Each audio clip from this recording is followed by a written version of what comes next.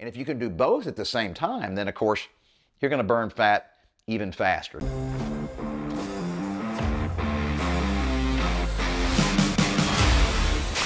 Hey guys, Mark McKillier with Live Anabolic, and let's talk about how to lose belly fat forever, okay?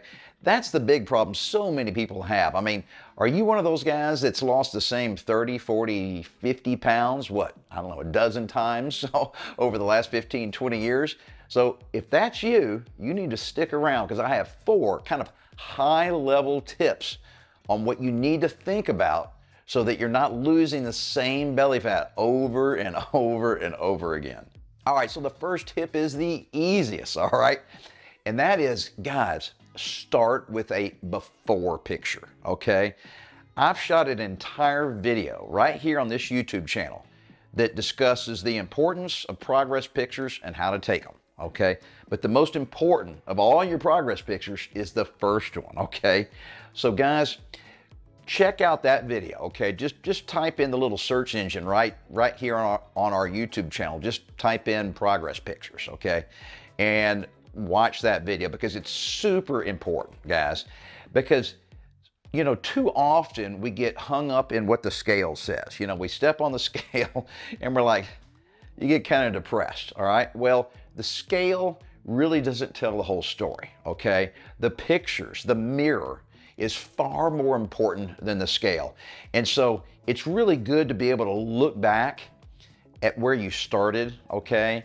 Because, you know, months from now, you might kind of get depressed, you might have hit a plateau or stalled out, or maybe even put on a few pounds, okay, from your low point, and go back and look at your, you know, first pictures, you know, your before pictures, where you started, because I promise that will really basically help motivate you. It's like, wow.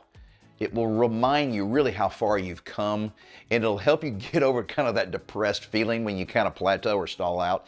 And basically, it's a motivation. So progress pics are way more important than most people understand. Okay, the second one is, you know, we're getting a little tougher here, and that is, guys, you have to make nutrition a priority because abs are made in the kitchen. And you cannot out-train a bad diet. So if you're not eating the right foods day in and day out, I mean on a regular basis, you're just gonna yo-yo. You're gonna lose weight, you're gonna gain weight, you're gonna lose weight, you're gonna gain weight. And so what I want you to do is focus on nutrition. You need to learn the foods you should eat and the foods you have to avoid, okay? And this video is not about that, okay? This is just kind of high-level stuff here because you have to avoid fad diets. I see so many people getting on these fad diets, you know, these low-fat diets that'll work for a while, okay? But then it screws up your body, guys. I mean, it screws up your hormones, and then you end up putting weight back on, all right? Guys will go on these super, super low-carb diets, you know, and you know, that doesn't work for a lot of guys. It really can screw up your metabolism, okay? And then you can end up losing weight and then, of course, putting it back on. And so I don't like the word diet, okay? That's why I'm talking about focus on your nutrition, because when you go on a diet, there's a starting point of the diet, the beginning, and then you have the end of the diet. Okay, you've reached your goal and then you quit, you know, you quit your diet. You go back to your old ways of eating and then boom, you put a bunch of weight back on. So guys, it's really about just eating the right foods on a regular basis, and it's okay to screw up occasionally. It's okay to have cheat meals. It's okay to have a birthday party or even go on vacation and kind of, you know, basically stop worrying about your nutrition for a day or two, all right?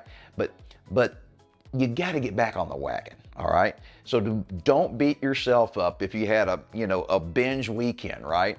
Because you really didn't put on 5 pounds of fat, all right? The scale may say you weigh 5 pounds more, but you didn't put on 5 pounds of fat. That's just water weight, okay, that your body's holding on to because you ate all this food that made you retain the water. Because remember, guys, 1 pound of fat is 3,500 calories, all right? And so I guarantee you, you take 3,500 and multiply it by 5, what is that, about 17,000, 18,000 calories? I guarantee you, okay, you didn't eat an extra 17,000, 18,000 calories above and beyond what you normally eat over that weekend, all right? So there's no way you put on 5 pounds of fat, all right? Just get back to your good nutrition come Monday, you know, The weekend's behind you, you screwed up, that's okay. Get back on the wagon. I guarantee you within 3 days, your weight's going to be back down to where it was going into the weekend before you screwed up on your nutrition, because your body will start dumping that excess water, okay? Because you did not put on 5 pounds of fat, I promise you guys. All right, tip number 3 is, I think, easier than the previous tip, and that is, guys, I want you to look into intermittent fasting and or carb cycling. I'm a big believer in intermittent fasting. A lot of the guys have tried that, and I mean, they swear by it. They love it. And the reason I'm a big proponent of it is because it's really easy to do. Once again, this video is not about how to do intermittent fasting or carb cycling. It's just kind of, you know, a high-level video to tell you, you know, this is a really important tip that you need to consider. So, you know, right here on this YouTube channel, just type in intermittent fasting or carb cycling. I guarantee you we'll have at least a dozen videos will pop up that Gary and I have shot for you guys. And then you can, you know, delve into the specifics. But those are 2 super easy ways, especially the intermittent fasting, all right, to really kind of basically put your body in a temporary fasting state, all right?